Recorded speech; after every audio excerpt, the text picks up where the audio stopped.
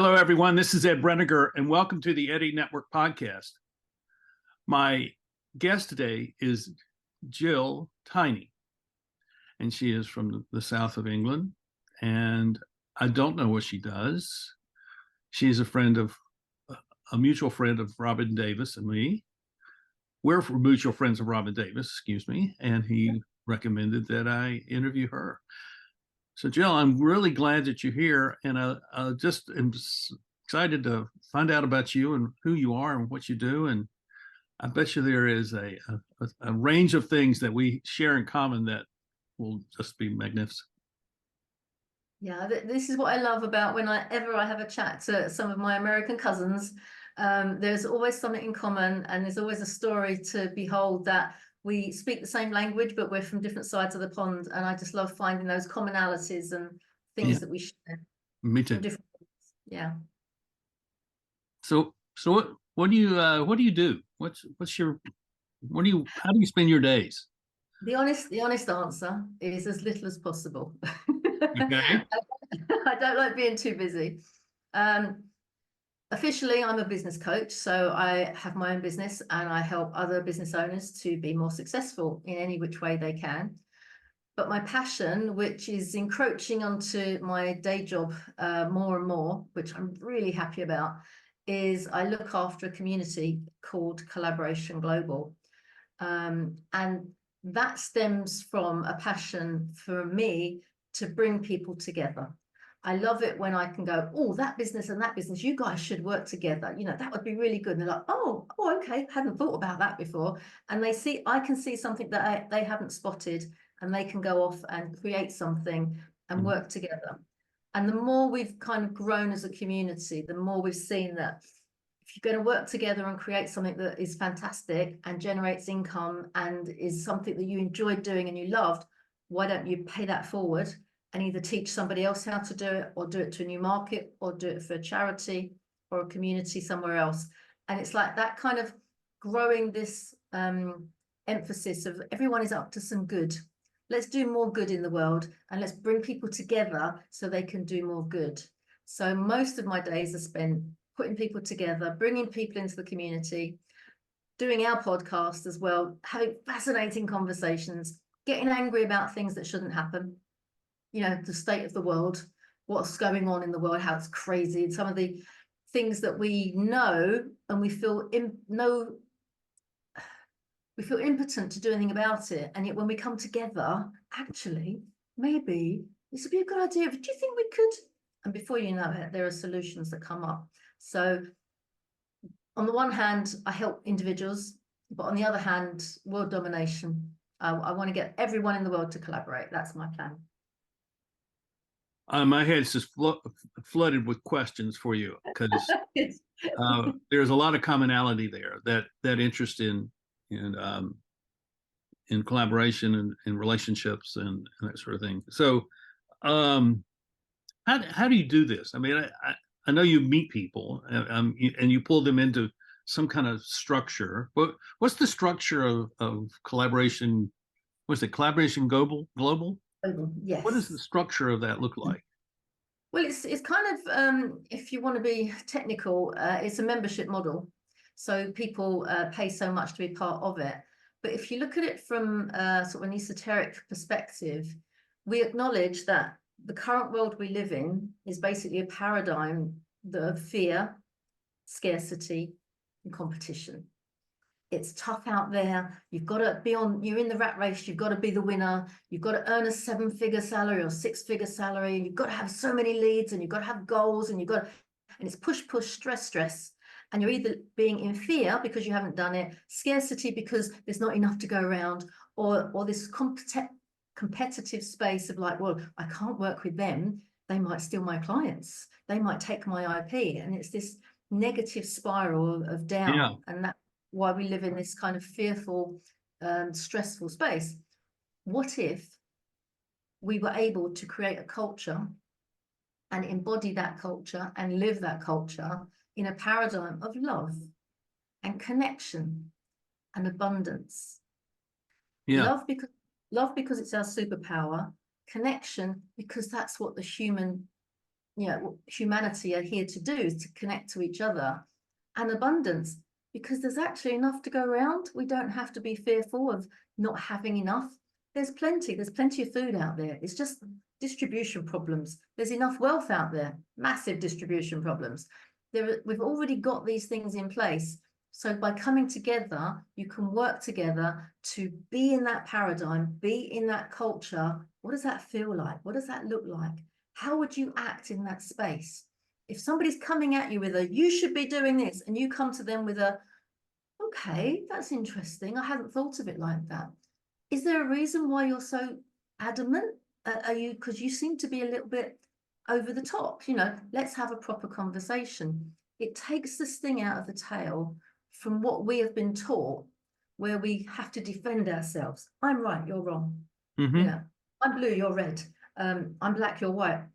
Whatever it is, we have this position that we're living with at the moment, with everything is against each other. You go on Twitter, X, and it's like anger that's constantly, judgment constantly. Hey, we're all human beings. It doesn't matter what color we are, what sex we are, what gender, what our sexuality, our faith, our size, our, whether we're tall or short or fat or thin, it doesn't matter. Human beings first. And because you're a human being, for me, I love you. It's a given, right? We're on this planet together. Let's help each other. Because I love you, I trust you. Because I trust you, I'm going to respect you. Mm-hmm. If you choose to lose that, that's your problem. But I'm going to step up first and go, look, how can I help? What can I do? Now, I believe that probably 98% of the world's population are like that. And there are some that are living in fear and want to be like that, but they can't be like that. And there are some that, Fruit Loops, and they just all out for annihilation, and they have probably a mental health issue. Yeah. But most people will help you. If you break down on the road and you put your hand up and, can you help me? Yeah, sure, no problem. And I think most people will find that. I've moved out of London. I'm a London girl. And we moved into the villages in the South Downs, the most beautiful place in the world. And I'll go for a walk. I'm just going to go for a little walk, stretch my legs, I say to my hubby. Only be 10 minutes, only a quick whiz around the village green, that'll be fine. Hour later, he's still wondering where I am. People will talk to you.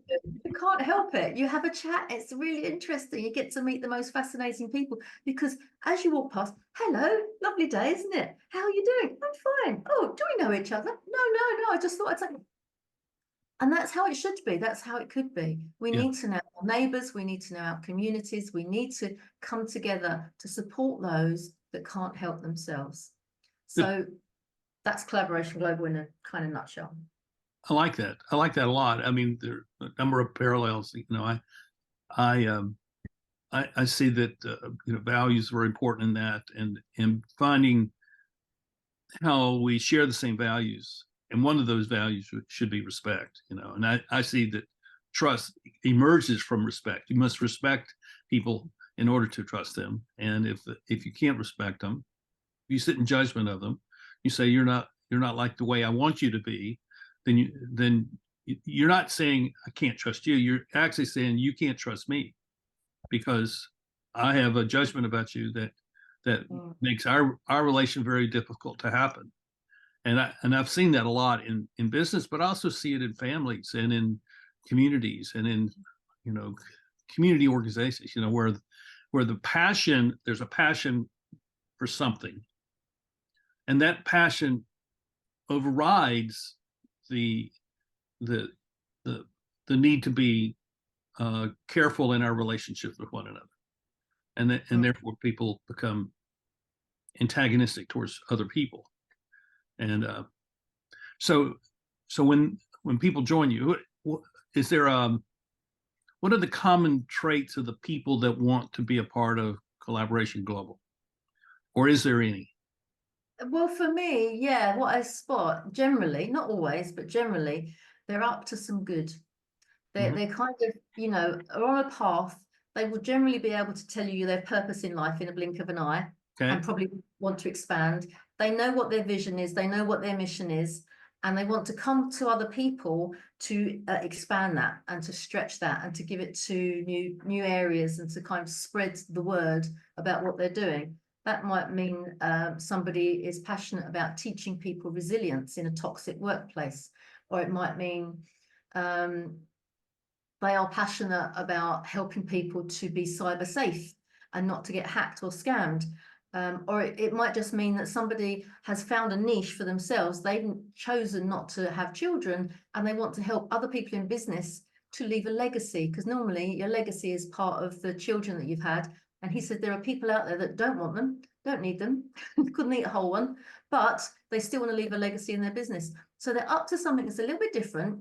Another example that I can't miss out is a lady over in the States and Scotland who helps and coaches social entrepreneurs, because she sees how good they are in their businesses and she wants that business to be successful, as opposed to cap in hand, will you help me? I'm doing a social enterprise and I need some support. She teaches them how to be a robust business so that they can earn more money for this cause that they are championing. That's great. So I think they're up to some good, but do you know what? Sometimes if people haven't quite worked out their purpose yet, and it changes throughout your life, it doesn't have to be the same. Sometimes it is, but we still welcome them because they're curious. And it's like what some people have come to me and they've said, Jill, how do I make money out of your community? I'm like, well, you're probably in the wrong place if that's your first priority. Maybe come back another day. But when they come to me and they go, I don't know what it is, but there's such a good energy in this space. I love the people. It's just so interesting. And I don't know what I could give, but I would love to be able to help. That's your attitude. That's that everyone wants. I said, come in. We don't know what you can do either, but That's come the in and we'll secret find sauce. something. That's Yeah. the secret sauce.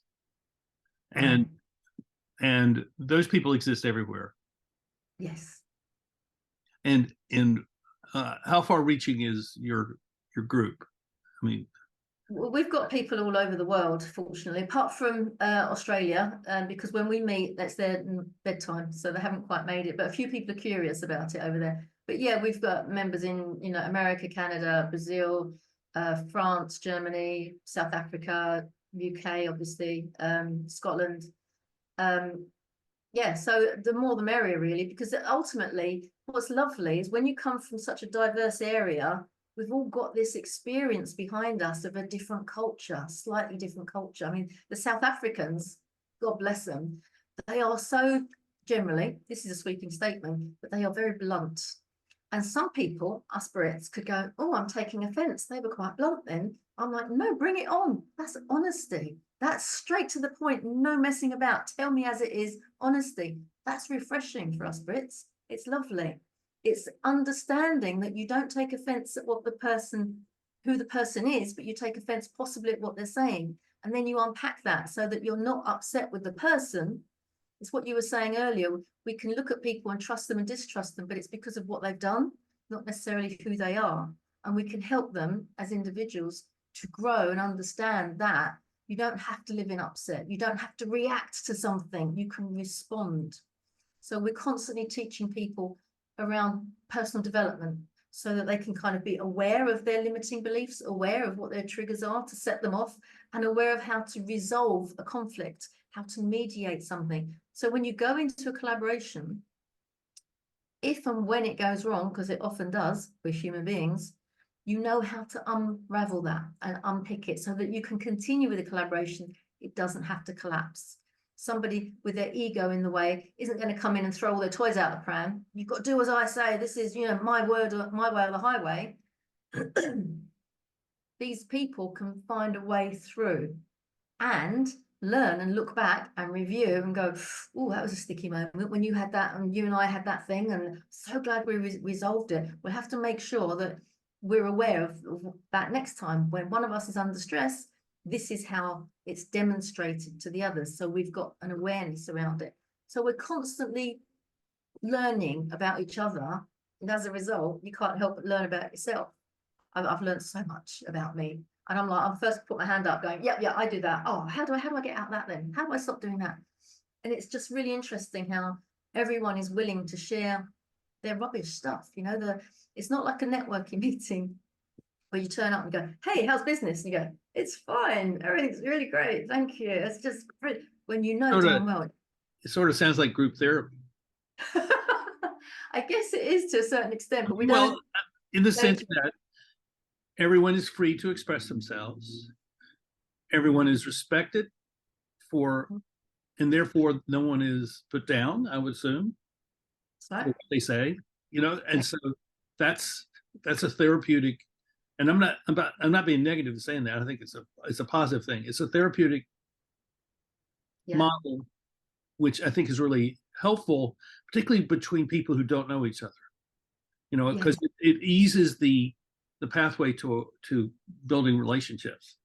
yeah. And Well, we have what we call rules of the game, and one of those rules of the game is you listen to the person that's speaking, not with an intent to reply, to kind of trump right. them and say, Mhm. I can top that story, but with an intent to understand what they're saying. I'll give you a quick story, Ed, about back in the day when we were first meeting as a small community. It was the day after the Brexit vote. Can you imagine what England was like? So we're meeting in London, central London, the day after the Brexit vote. To say there were some people that were a bit upset is an understatement. So one lady came to me, she went, I think we need to talk about it. I'm like, oh, I've got this meeting planned and it's okay, yeah, sure, we can give some time over. That'll be okay. I said, but rules of the game, you know what it's like at Coglo. We're gonna respect each other, listen with care, human being first, and the foundation of love. That's your rules of your game. Okay, yes. So I didn't realize, but actually the room was about 60-40. So it wasn't, I thought, overwhelmingly upset about the result. There were some people that were very happy in the room. So we had this conversation that went on for about an hour. Now, don't get me wrong, there were people that were upset, but they weren't upset with each other. They were upset with the situation, to the extent that there were tears. Men and women, it was a really intense time. If you can imagine what we felt like, most people didn't think the vote was going to go that way. Most people didn't want the vote to go that way. We wanted to be inclusive of our friends, across the river. And at the end, I'm like, well, I've done an hour. This could go on all day. So I said, okay, everybody, right, we're going to wrap it up now. And as I said that, I was like ready to go on to the next thing. As one, there was like 35 people in the room. As one, they stood up and went and hugged each other. It was just beautiful to see. And people were saying things like, I haven't changed my mind, but I hadn't realized so much. And thank you so much for sharing that, because now I understand it so much more now. And nobody had been offended. Nobody had been upset by it, in that we were still a very close-knit community. And bearing in mind, we had about 5 guests in the room who were following our rules, and there were people that didn't know each other that well. So to me, that epitomizes of what politics could look like if we had the chance to kind of demonstrate to them. You don't have to say no just because the other side has had an idea. You can go, that's interesting. We could do that. We could do that together. But at the moment, it's like this, isn't it, all the time? So I wonder if an online community can grow big enough, we could be our own little country. And then we can tell the rest of the world, come and join us and do it this way, because it's much more fun, much more fun. It's it makes me wonder, how did we get into a place where that was not practiced? What was it decades ago or even centuries ago which contributed to this isolation of people from one another, so that they couldn't talk with one another in a respectful, trusting way, or an honest way, or in an intimate way, where I can be truthful and say what I feel without feeling I'll be denigrated or put down. I'll just be listened to. It's history, basically. That's the short answer. There's a fabulous study that's been done, and a theory called spiral dynamics. I don't know if you've come across it. There was 2 amazing men, Claire Graves and Don Beck, back in the 1960s, worked on this theory, and they look at how consciousness emerges within a society. And they've looked at it historically, caveman days all the way up to 1960s, geographically, around the world, and we're all kind of in different, there are places in the world today where people are still living not dissimilar ways to cavemen, and all the way up to the current day. And then individually, there are some people that are very enlightened with the world, And there are other people that are total climate deniers, and they don't even, see what's out there for themselves, and they just kind of repeating what other people say to them. So in spiral dynamics, it starts off with survivor mentality, just kind of keep roof over your head and food in your belly, and that's good enough for me. I'm done. I'm that sorted. And it goes through to how we were, as societies came together, how we were ruled and looked after. So religion played its part. We like a good rule. You open the book and it tells you what to do in that book, doesn't it? You've got your 10 Commandments or the Quran or all the other biblical religious tomes that we look, they all more or less say the same thing, but they're giving us some rules to live by. And then as time moves on, you've got the aristocracy, then you've got the politics, and And they said, remember back in the 60s, before the internet was born, that we were potentially emerging into what they considered to be the teal layer of this upward spiral as we were going on. And he said some parts of the world are already emerging, like California, are probably a little ahead of their game. But they were saying that a lot of people in the future, and they said then, we don't know what this is going to look like, but there will be no hierarchy. People will come together for the good of the group, and they will start self-organizing, and they will ignore the current governments of the day because they believe that they have got a better way of doing things. Now, if you look and consider the Me Too movement, Black Lives Matter, Extinction Rebellion, all those kind of things, you can't necessarily say, oh, that person started that. Oh, yeah, that person's in charge of that. Oh, this person's a great leader because he's the... I'm not really sure who's in charge of those things. They're not famous for those things. Yeah, right. And it grew massively, very, very quickly because of technology. Now, Claire Graves and Don Beck didn't know about the internet and what was going to happen, but now change, we all acknowledge, is ongoing. It's not in the next generation, this is going to happen to us and we can look forward and make plans. It's happening now, and we kind of have to make plans retrospectively. But potentially technology gives us this ability to create something that wasn't there before, in a way that we can move away from the wars and the violence that we've had in the past, which was all about, I want this piece of land, I'm going to keep this piece of land. Actually, it doesn't belong to anybody. It's not yours. You can't take it with you. And we draw these demarcation lines up and we protect ourselves. It's like, well, what if everyone owned everything? Let's create a new model for our societies to live in that actually works, not just for the individual, not just for the group, but for the planet as well. It is possible. And it is about raising consciousness of what it feels like to be happy, to find joy, to find purpose, to understand what it could look like, and then just build from there. So when you look at the problems in the world, you think, what can I do? There's all these floods in the UK at the moment. It rains too much. It was too hot last year. It's too cold this. I can't do anything to change that. Little me, what can I do? Well, I can recycle a bit maybe, but what if a few of us got together?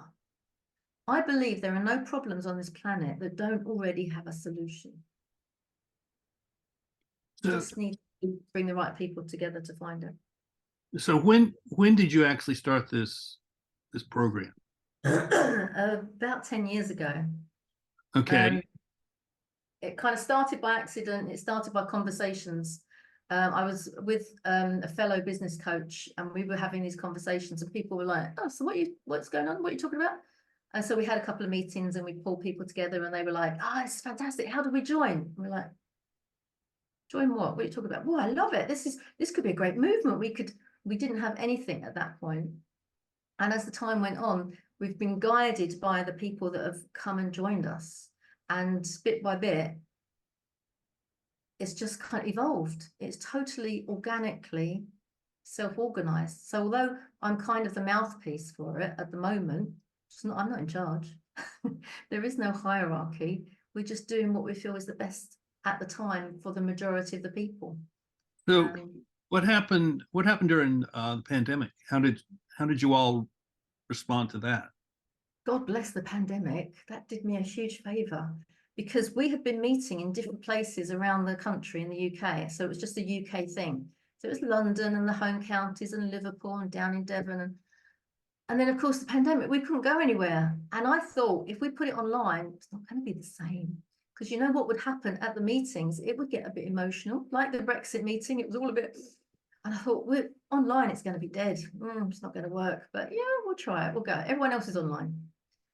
And the very first meeting, I go around the sort of Zoom room and go, what are you taking away from this meeting? Is there anyone you'd like to acknowledge? Anyone you want to thank? You know, what's, and there's, after about sort of fourth or fifth person, there was one chap sitting there and he went, yeah, that was, yeah, good. It's really good. I was like, he's crying. Oh my goodness. This can work. We have affected this man who was a guest. He wasn't even part of the community, and he had enjoyed and experienced and been touched by what had happened in the meeting. So I'm like, so we could go global with this. We could have people from all over the world. And that's when we started the name Collaboration Global. And we haven't looked back. It's been, I mean, we're not a huge community, but the potential of the people that we meet, and it's such a joy every day to meet people like this Anne Scotland social entrepreneur, socialpreneurship that she deals with.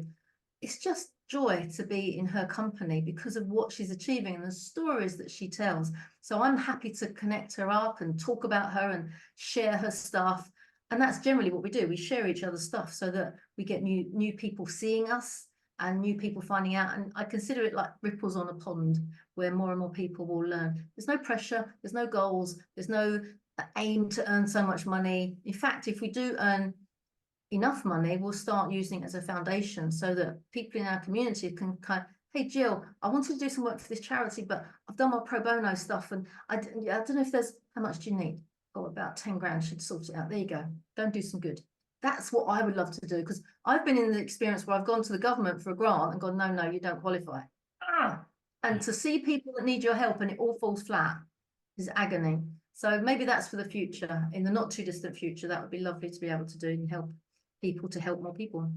I think what you're doing is the vanguard of the future, in a specific way, or in a general, it's more of a general way of what you're doing will become the norm in all kinds of different institutional settings, because the institutional structures that we've been operating under for, well, at least my lifetime and my father's lifetime and my grandparents' lifetime, isn't working. And in fact, it's working. It's not just not working. It's actually now antagonistic towards us. And therefore we have to find other ways to address it. And one of the ways I've talked about this is coming off of a guy named Edward Shills, who wrote a paper back in the early 60s called Center and Periphery. And the idea is the center of society is made up by the elites, the wealthy, the heads of corporations, of churches, all that. And they are the holders of the values of society. They're the protectors. But I've been thinking about this, what I realized is that they have abandoned the values of society in favor of values for themselves. And therefore, all of us who are out at the periphery have been cut off. We have been jettisoned. But what is happening is we're not just sitting there waiting for something to happen. We're now grouping into our own little centers, small centers. I call them networks of relationships. But your global collaboration effort is another one of these localized. Let's gather together. Let's talk about things. Let's figure out how we can go do something together. We can take initiative to make a difference that matters. I think this is the way we're going to see the world emerge after the crisis that we're in right now, because people may for a period of time be willing to submit to a higher authority, but at some point, it comes. I remember a quote by Solzhenitsyn, who said, and he wrote this. Either comes out of his book In the First Circle or the Gulag, but he says, once you've taken away everything from a person, they are now free. And I think that freedom is what people are beginning to realize that they have. There is a freedom to collaborate and to talk with people. And if it means that we give up having to do that with our phones, and we just have to go to the coffee shop and do that, or the tea shop, so be it. So I love what you're doing, and I think others should find out about what you're doing and get involved, because it sounds like you have a method, a mechanism. I don't like that word, but you have a mechanism for how you bring people together, and you actually help them work together. Yeah, and there's no one way, because we're all human beings, so everything's different. And I think since the pandemic, we are now very much aware of what's important to us. As a world, we realized that we were locked down, and we realized what we were missing was not the fancy car or the posh holiday, but it was our family and our friends and our community. So our reason for being has shifted. We don't need to be in the rat race anymore. We need to have enough, but we need to have our friends and our family close. We need to have the hugs. We need to have the love. So I talk about love being our superpower. It's that's invisible cord that's connecting all of us together. So now we can have, I believe there is a more appetite for empathy and compassion. Mm-hmm. And even those people that are currently in charge of us, who are not doing a very good job, I have compassion for, because they know no better. This is how they were funneled through this sausage machine of, you one day, son, you're going to be the prime minister or the president or whatever, or this kind of anticipation of where they were heading. And that if they're making a muck up of it, it's because a system that they have been put in charge of is failing as well. So we have to go, what other way could we do it?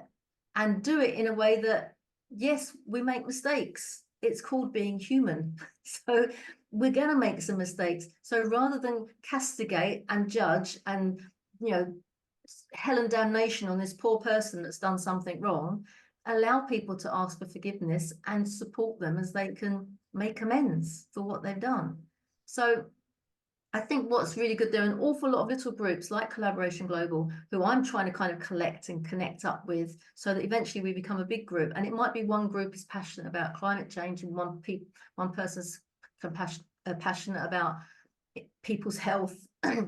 All these other areas that are so important, that we have to kind of be radically responsible for who we are in order to be responsible and use our business as a reason for good. So we're told that the backbone of our economy, the SME world, small, medium enterprises. So we've got amazing amount of power, but very little control. So when we come together, we have more power. And I know it probably affected me more than I should say, but that movie series, the Hunger Games. Yeah. It really feels like that. When people come together, you can make a huge difference. But let's not wait for the war. Let's not wait for desperation. Let's not wait for Armageddon. Let's start now in a small way. Let's be nice to your neighbor and build it up, and get involved with the community that are passionate about something that you're passionate about. And let's see where it goes from there.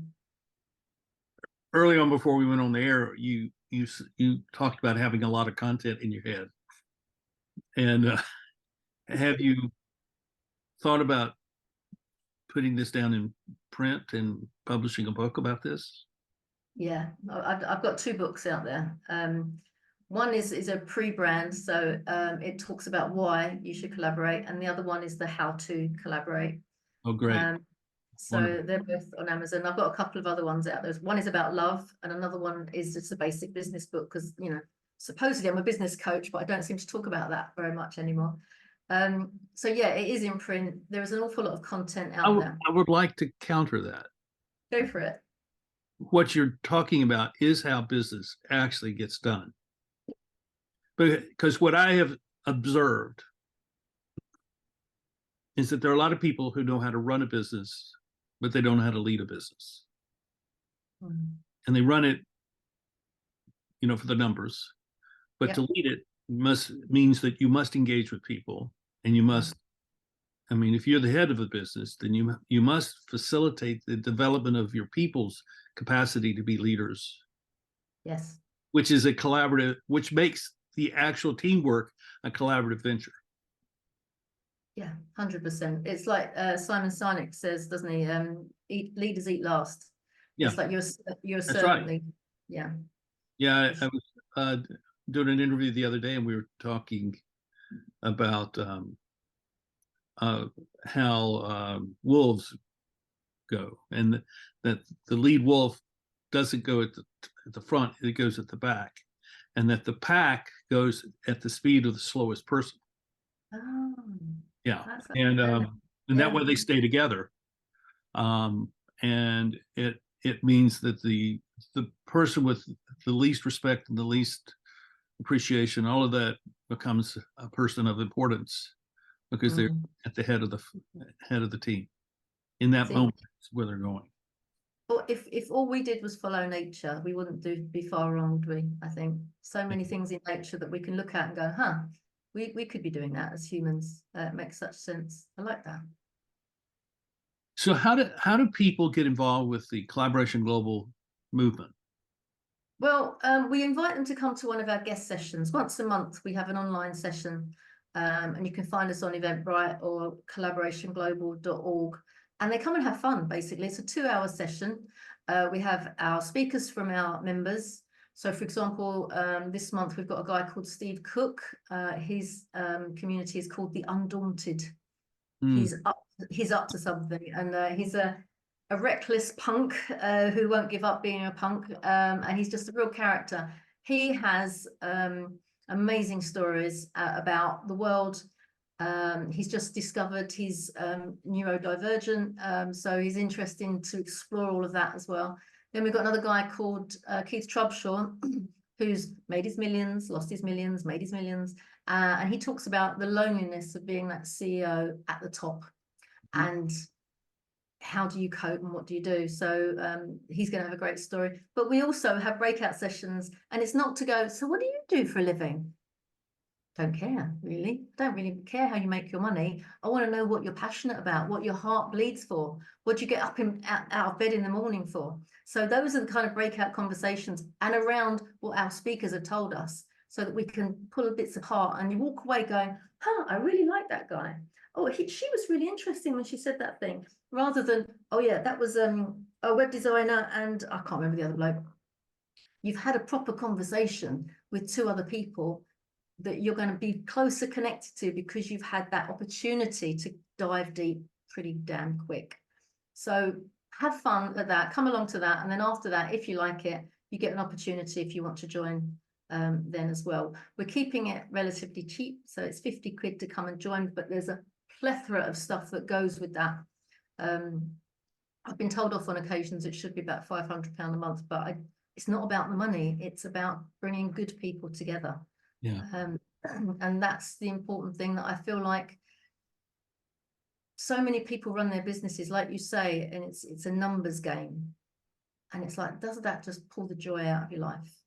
So for Mhm. me, a success is when somebody says, oh, you know, when you said that thing, Jill, and I went off and I did it. Oh, it was brilliant. I'm like, job done. They didn't pay me a penny for that, but it was a bit of advice I gave and they acted on it and it worked. There was a reason I was here today. There was a reason I got up and opened up my laptop. Thank you. Mhm. Need happy days. Yes, yes. Well, let's make sure that you give me all the information you want to distribute, make also connections to your two books so that people that want to be in touch with you, they can, because I think this is important. This is what you're doing is what I'm trying to do with the podcast, which is have conversations with people where there's no agenda, and we can express our respect for each other and listen and learn from one another, and then because this is a networking demonstration, Mm. introduce me to people you think I should know. So Oh, I've got a lot. and I think that's also what's probably happening with your group, which is people are saying, I go to this thing and I'm boy, this is great, I think you ought to come.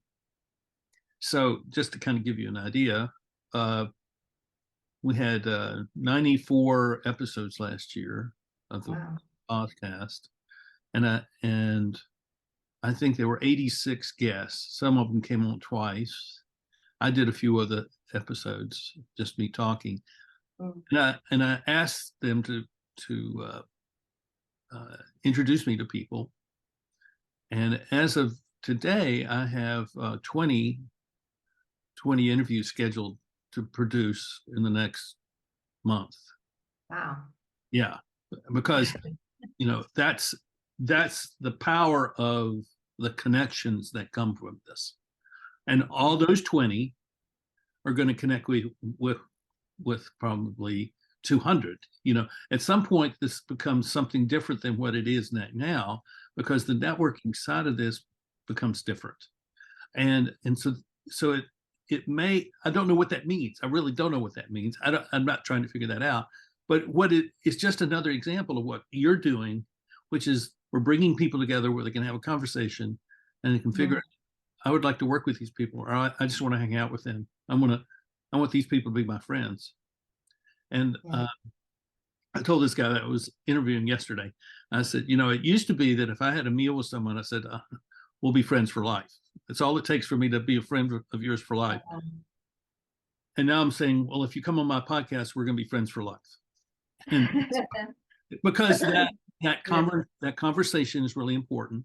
And I'm saying this because I want people who are watching to grasp hold of this, that the people that you know and the people that you want to know are really important, and you need to gather with them. You need to get together with them and have conversations. And if you need a way of doing that, Jill has a way of doing that. I think that's what you have. That's one of the things you have to offer, and to see what you're doing being applied in businesses, I think would be outstanding. And there's some people here in the States who are doing some similar things, and we need to connect you all together. That would be awesome. I would absolutely love that. It fills my heart with joy when you're doing what you're doing, because excuse me, as an example, when you invited me to come on here, I went obviously onto your podcast and listened to a few of your podcasts. I'm already connected up to half a dozen people that you've already met and you've had those conversations with, because I feel like I know them. Now I've listened to that podcast and we're in conversation, and it doesn't take much to kind of pull the thread and see where it might lead. And sometimes it just leads to, you're in my database, but you're still loved, and I'll still send you the occasional email to say, hey, there's this you might be interested in. We don't have to meet every single person on the planet. No. But when you meet a lot of good people, it's what do they say? If you are the average of the 5 people you associate most with, so why don't you associate with lots of great people? And then I always liken it to the boats in the harbor. When the tide comes in, you're all going to rise because you're all helping each other and doing the right thing. So I think what you're doing is absolutely brilliant, and anyone that you introduce me to would be awesome. Thank you. Well, thank you. There is a community, a boundaryless community that's forming around this. Yeah. And I'll just say this other thing. So this is why there's so much connection here. So when you talk about doing this globally, and that you've had all these people globally, when I wrote the Circle of Impact, which is right there, in it I say that my purpose is to help people take personal initiative to make a difference that matters in their local community. That's my purpose. And then I've been asked, well, what's your goal? That's your purpose. What's your goal? And when I was writing the book, I decided that my goal was to move 1% of the world's population to take personal initiative to create impact in their local communities. Wow. And then they said, well, how are you going to do that? I says, I'm not. I'm just going to tell that story, and other people will make it happen. You see, I see what you're doing is you're helping me fulfill my goal. And that really,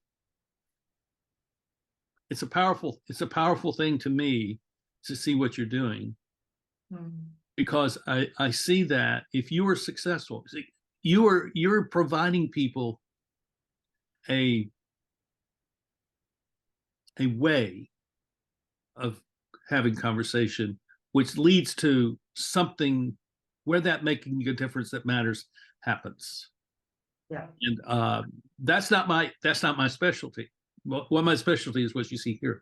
But seeing that, it's really moving to me. I mean, I'm really honored to know you now, and I wish you every success. And this is not just um, I'm just not talking out of the top of my head. This is another example of how the world is going to change in the future. And I saw it almost 25 years ago that the future was not going to be these large hierarchical institutions, but rather the future will be built around communities.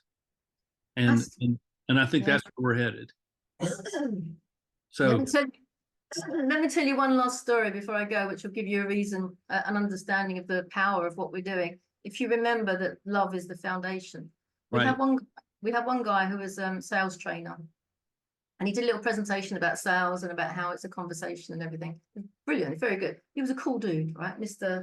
Had it all sorted, all sussed, dressed beautifully, very handsome, very tall. And during his presentation to our community, he said, this is a few years ago, he said, I don't talk to my dad anymore. And, and a few people went, what? What do you mean? Hang on, whoa, hang on. What do you mean don't talk to your dad anymore? He said, oh, well, it was a big thing back a few years ago. And it's all right, it's fine. We're good with it. It's okay. Excuse me.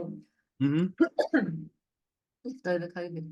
And because the foundation was love, afterwards, even though he said, I'm okay with this, one or two people went up to him and went, what went on? What happened? Are you okay? Are you sure you're okay with this? It doesn't feel right, And he's like, well, yeah, well, it's okay. It's okay. Phone rang a few days later, then another phone call from different people.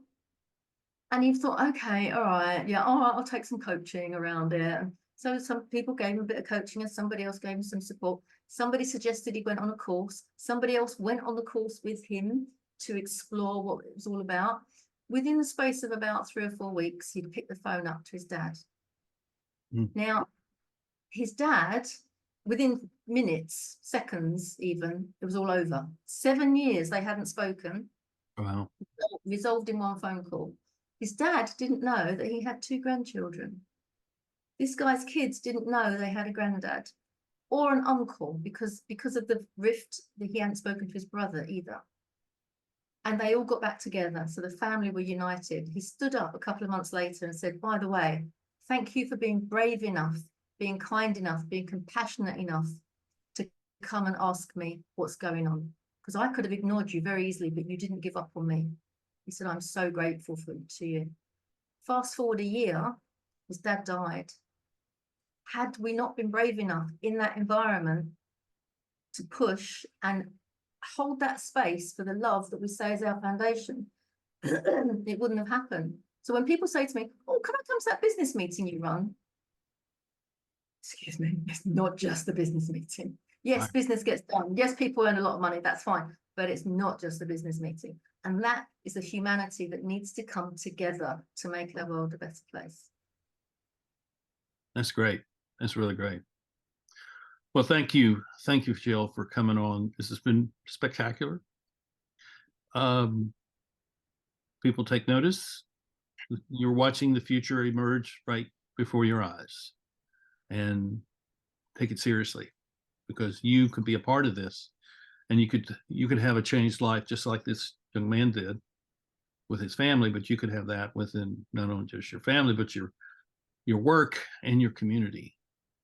Yeah, And it absolutely. just takes taking the first step. So we'll have all the information you need on the show notes. And thank you again. I'm sure we'll have another conversation down the road. And I thank you all for watching. Please sign up, check the box. And if you got a comment, please leave it. And we'll see you next time here on the Eddie Network podcast. Bye-bye. Bye. Thank you.